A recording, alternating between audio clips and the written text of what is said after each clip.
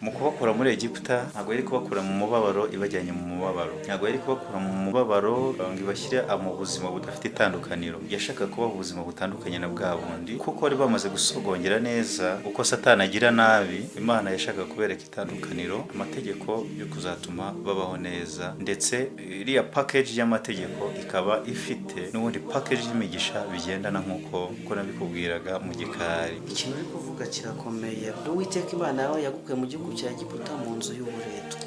Ubwo mise nkurura isomo riri mu byanditswe byera muri Yakobo igice cya 2:12. Muvuge kandi mukore nk'abajya gucirwa urubanza n'amategeko atera umudendezo. Ngira ngo ijambo umudendezo ni ikinyuranyo cy'uburetwa. Uwiteka Imana yawe yagukuye mu gihugu cya Egiputa mu nzu y'uburetwa, none ngiye kuguha amategeko, kandi aya mategeko atera umudendezo.